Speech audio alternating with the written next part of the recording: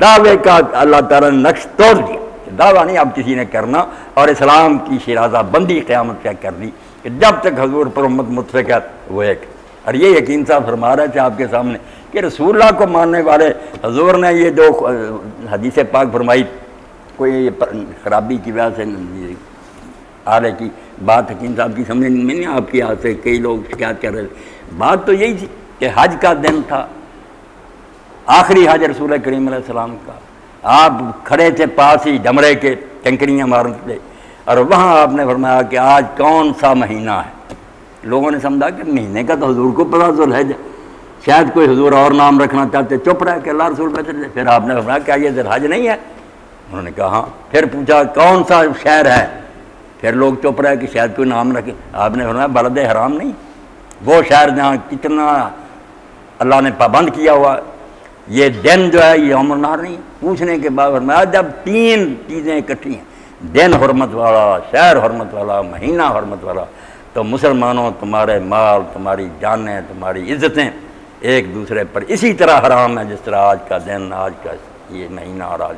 یہ شہر حرام ہے۔ جو حرمت اور ادب ان کا ہے تمہارے دلوں میں، یہ جانو کہ مسلمان کے مال اور جان کی یہ قیمت ہے۔ اسی لیے رسول کریم علیہ السلام نے فرمایا کہ اللہ کے نزدیک جو سود ہے، ماں سے زنا کرنے سے 36 گنا زیادہ ہے اس کا جرم ہے، ایک درم کا۔ مگر اس سے بھی بڑھ کر سب سے بڑا ظلم یہ ہے کہ کسی مسلمان کی آبرو جو ہے نا اس پر حملہ کریں، کسی مسلمان کو آپ ذلیل کریں، اس کے بارے میں جھوٹی باتیں کریں، اس کے دوستوں اور لوگوں کے سامنے چاہیں کہ اس کا وقار نہ رہے۔ فرمایا استعارہ مومن کی عزت پر تم نے حملہ کر دیا۔ یہ تو اس سے بھی بڑی حرمت کی بات تھی کہ کلمہ گو تھا، اس کے دل کا لحاظ کرنا تھا، اس کے دل رنجیدہ نہیں کرنا۔ اسی لیے اللہ کے رسول علیہ السلام بار بار کہتے تھے کہ اکرام المومن جو ہے کہ مومن کی عزت کی جائے اور اس کو خوش کیا جائے۔ حدیث پاک میں فرمایا کہ جب تم کسی مومن کو خوش کرتے ہو تو مجھے خوش کرتے ہو، اور جب مجھے خوش کرتے ہو تو تم اللہ کو خوش کرتے ہو۔ ہاں، مومن کو چھوٹی بات ہے کلمہ کو۔ اس لیے فرمایا کعبہ پتھروں کی عمارت ہے، مومن کا دل جو ہے یہ رب کی گزرگاہ ہے، اس کو نقصان نہ پہنچا۔ باجید بستامی رحمۃ اللہ علیہ فرمایا میں نے کئی حج کیے مگر دل نہ ہاتھ آیا، مگر جب دل ہاتھ آ گیا میں نے سمجھا حج تو یہ ہے، اصل حج تو اس کا ہے، طواف کرے اس کا، اور طواف اس کا ہر وقت ہو رہا، ہر وقت بیت اللہ جو ہے نا ہمارے اندر اس کے گرد طواف ہو رہا۔ طائفین کون ہے؟ خیارات، نیک بد جیسے وہاں گھومتے ہیں نا، ملے ہی بد بھی گھوم رہے ہیں، ہمارے دل کے گرد بھی گھوم رہے ہیں خیالات،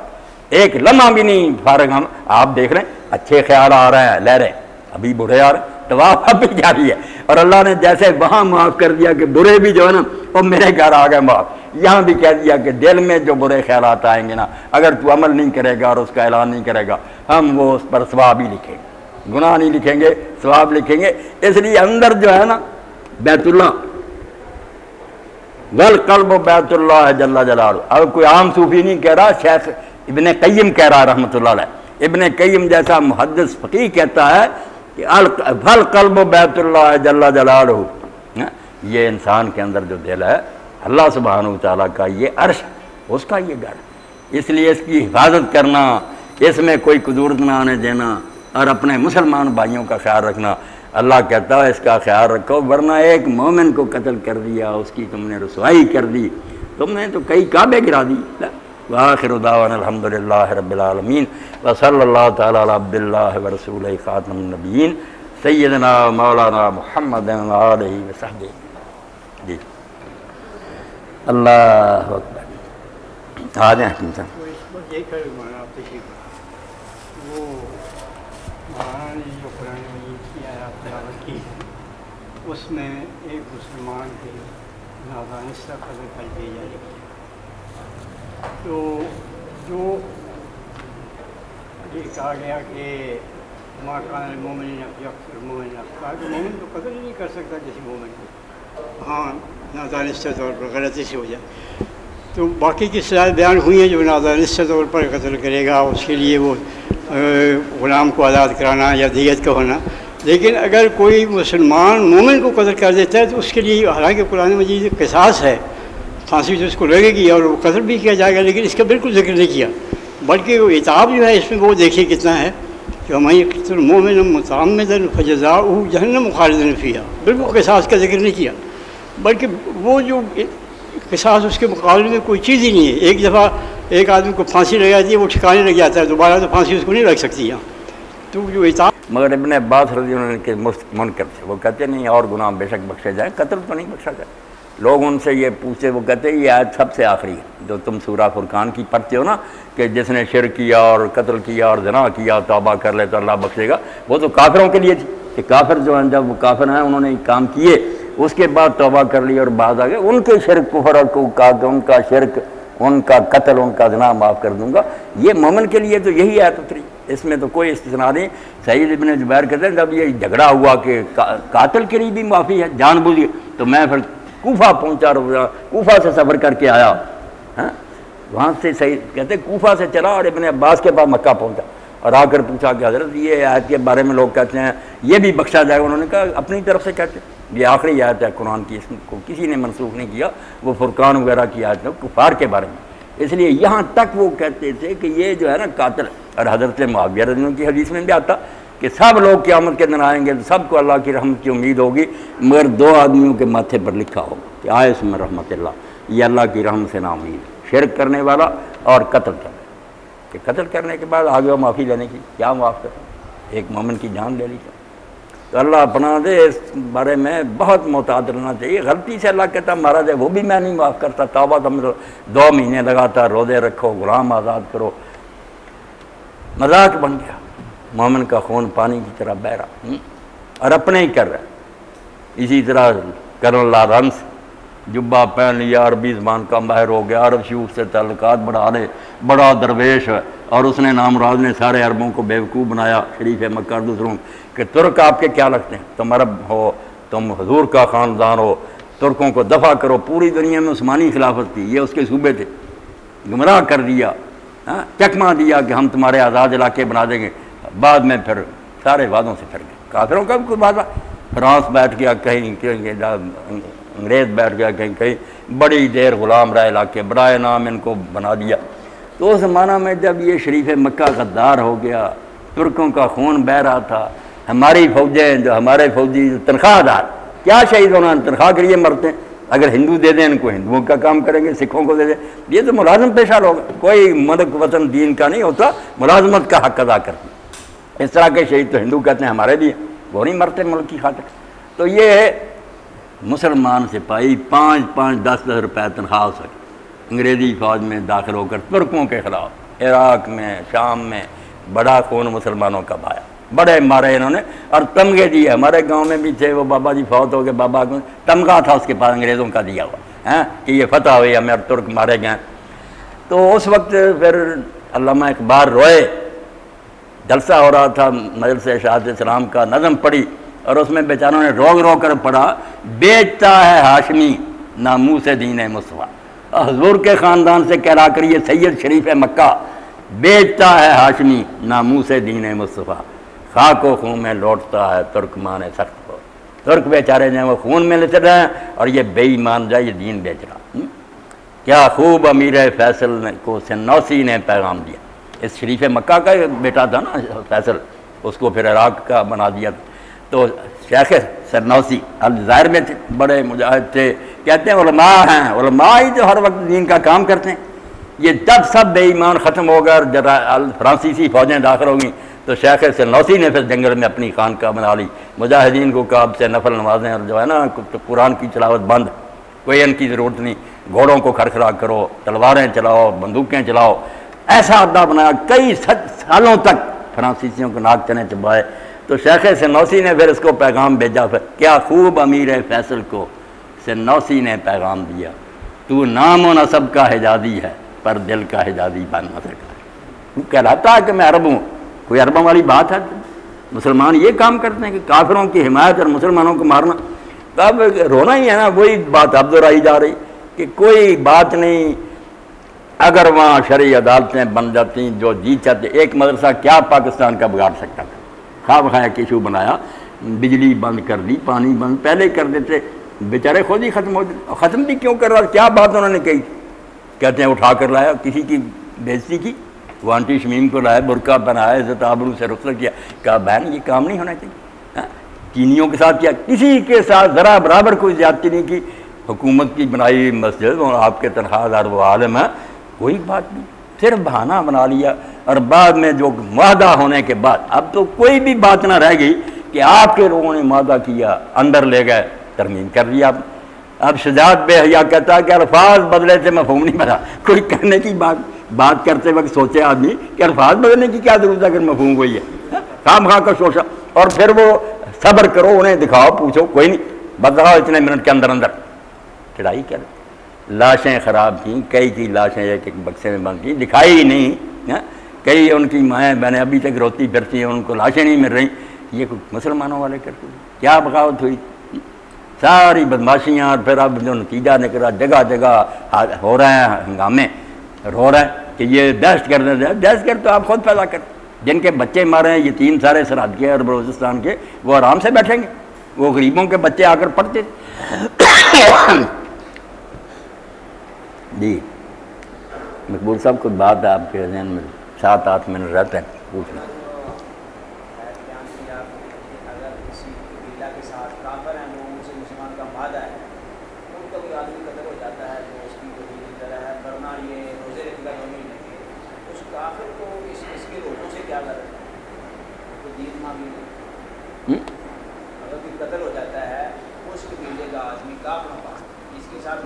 معاہدہ اس کے لیے تو وہی چیزیں جو مسلمان علاقے کے مسلمان کی ہے، دیت بھی دینی ہے ان کے وارثوں کو۔ اگر اس کے پاس دیت نہیں ہے، مسلمان نے قتل کر دیا تو اس کے پاس دیت نہیں ہے، تو ان کو جو روزوں کی بات ہے کہ 2 مہینے کے روزے رکھے، تو اس کافر کو اس کے روزوں سے کیا تعلق ہے؟ نہیں، کافر کو تو روزوں سے کسی کو بھی تعلق نہیں، نہ مسلمان کو تعلق ہے، وہ تو توبہ اللہ سے معافی مانگنی نا کہ میں نے اتنی بڑی غلطی کی، اللہ مجھے معاف کرے، ورنہ مسلمان بھی جو ہے دیت لے لیں یا معاف کریں۔ روزوں کا تعلق تو خود اس کی اپنی ذات سے نا، کہ جو غلطی ہوئی اپنے دل کو بھی پاک کرنا کہ میں نے بے چاہتی کیوں۔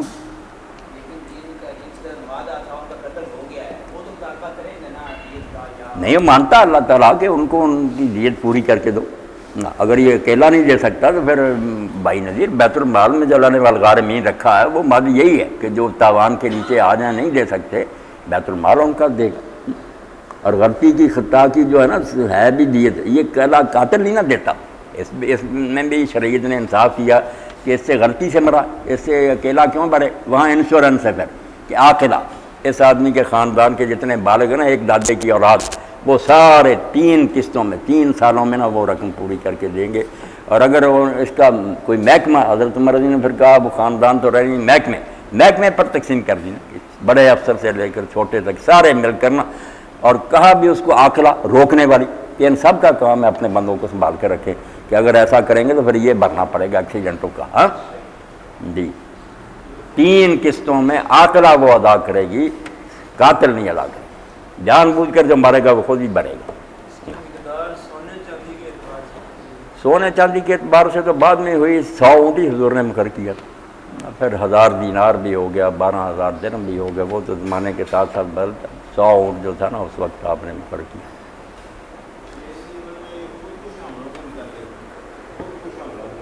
جی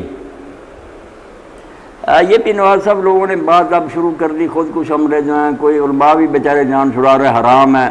بھائی اگر خود کش حملے حرام ہے تو جہاد ہی حرام ہے، جو مرنے کے لیے نکلتا ہے خود کش تو ہوتا ہی، دوسرے کو شاید وہ مار سکے یا نہ مار سکے، مجاہد اپنی جان تو ہتھیلی پر لے کے جاتا،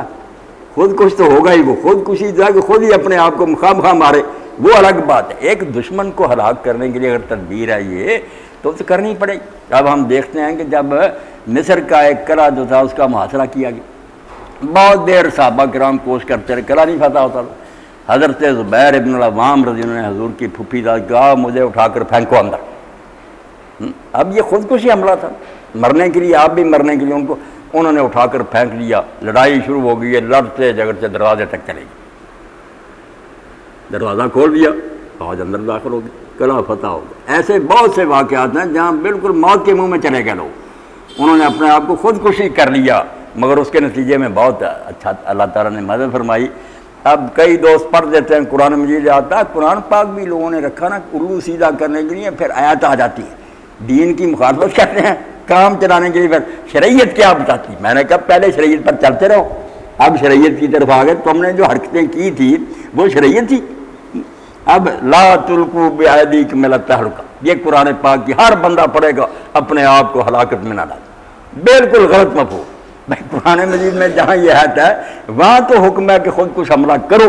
تم اس کا غلط مطلب سن لو مجھ سے،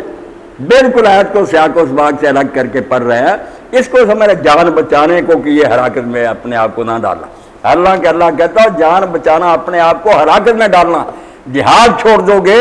بزدل بن کر اندر بیٹھ جاؤ گے تباہ ہو جاؤ گے۔ آیت یہ ہے ساری پیچھے سے آ رہی۔ حضرت ابو ایوب انصاری رضی اللہ عنہ نے جب قسطنطنیہ کا محاصرہ تھا، ایک مسلمان خود کش حملہ آور ثابت ہوا، گھس گیا فوج کے اندر، تنا ہزاروں کافروں کے اندر، تو کئی پڑھنے لگے کہ اللہ کہتا اپنے آپ کو ہلاکت میں نہ ڈال۔ تو حضرت ابو ایوب انصاری رضی اللہ عنہ نے فرمایا ظالمو، قرآن کی غلط تفسیر کر رہے ہیں، قرآن کا مفہوم بدل رہے ہو۔ یہ تو ہم جو انصار تھے پہلے حضور کا ساتھ دیتے رہے، جہاد کرتے رہے، پھر ہم نے کہا کہ مجاہدہ بہت پیدا ہو گئے، ہمیں اپنے یار باغوں کی بھی کچھ فکر کرنی چاہیے، کھیتیاں تجارتیں ہماری جو ہیں وہ مدھم پڑ گئی۔ اللہ نے وہاں اتارا کہ اگر جہاد چھوڑ کر تم ان کاموں میں لگ گئے تو اپنے آپ کو ہلاکت میں ڈالو گے، یہ کام نہ کرو۔ آیت تو اس لیے اتری اور پڑھ لے وہاں سارا، یعنی جہاد چھوڑنے کو اللہ نے کہا۔ اب ان ظالموں نے جہاد سے جان چھڑانے کے لیے کہ جان بچانی چاہیے، اللہ کہتا جان بچاؤ گے مر جاؤ گے، اندر گھسو گے کافر آ جائیں گے، اندر آ کر تمہیں ختم کر، اس کی بجائے بہادروں کی طرح نکلو، کسی کو مارو گے مر بھی جاؤ گے تو کوئی بات نہیں۔ حضرت ابو ایوب انصاری رضی اللہ عنہ نے کہا یہ جو ہم سوچے تھے نا کہ اب جہاد چھوڑنے اور اپنے کاروبار کی فکر کریں، ہمیں اللہ نے کہا کہ یہ کام نہ کرنا، جہاد اگر چھوڑ دو گے تو اپنے آپ کو ہلاک کرو، ورنہ بہادری اور جرأت سے مرنا مقصد ہونا چاہیے۔ یہ ہے کہ مقصد آ رہا ہو اور یہ بھی سوچے کہ خواہ مخواہ کسی کو نہیں مارنا، کوئی ٹارگٹ ہو کہ یہ ظالم جس کو مارنا اس کے ساتھ کوئی مرنا۔ اب یہ سوال بھی پیدا ہوا، اب نہیں ہوا، پہلے ہی ہوا کہ اگر کوئی ایسا کلا آپ نے وہاں یہ ایسا حملہ کیا، وہاں بچے ہیں، عورتیں ہیں، اور کئی تو مسلمانوں کے بھی ہوتے تھے کہ پکڑے ہوئے ہوتے تھے کافر، ان کو ڈھال بنا لیتے تھے آگے کرا۔ اب علماء اسلام کے سامنے سوال آیا کہ مجاہد یہ دیکھتے رہیں کہ یہ مسلمان ہیں، ان کو قتل کرنا حرام ہے، یہ سوچیں جہاد کیا ہوگا، پھر گھر کو لوٹ جائیں۔ وہاں پھر کہا کہ نہیں، یہ شہید ہو جائیں گے، یہ ضائع نہیں جائیں گی جانے، یہ مسلمان بچے عورتیں شہید جنت میں جائیں گے، مگر کام اپنا مکمل کریں، کافروں کو یہ بہانہ نہ دو۔ یہ ساری باتیں طے ہو چکی ہیں، اور اگر آپ دیکھیں کیا کریں یہ مسلمان ظالم حکومت جو آج دین کو پھیلنے نہیں دیتے، ہمیں کہتے ہیں لبرل ہے فلاں۔ ایک کتاب ہے جو پورے عالم اسلام میں بلکہ پوری دنیا میں ضبط ہے، نہیں پڑھنے دیتے، حالانکہ وہ پی ایچ ڈی کا مقالہ، 3 اتنی بڑی بڑی جلدیں، الجہاد والقتال، وہ الاوزاعی یونیورسٹی جو دمشق میں، وہاں سے اس نے ڈاکٹریٹ کیا، اور جو بورڈ تھا جس نے یہ ڈگری دی انہوں نے لکھا شروع میں کہ اگر اس سے آگے کوئی درجہ ہوتا تو ہم تجھے وہ دیتے۔ اتنی محنت اسلام کے بارے میں کہ جہاد ہے کیا، اس کی کیا قسمیں ہیں، کیوں اسلام یہ جنگ جوئی کرتا ہے، مسلمان علاقوں میں بغاوت کا کیا حکم ہے، ساری چیزیں اتنی تفصیل سے، ساری فقہوں کے حوالے، حدیثوں کے، بہت عمدہ کتاب اسلام جو ہے الجہاد والقتال، 3 بڑے بڑے حصے، مگر انہوں نے پابندی لگا رکھی کہ کوئی آدمی اس کتاب کو نہ رکھے نہ پڑھے۔ یعنی دین کے نام سے یہ کانپتے ہیں کہ اگر مسلمانوں میں یہ جذبہ بیدار ہو گیا تو ہم پھر کیسے ظلم کر سکیں۔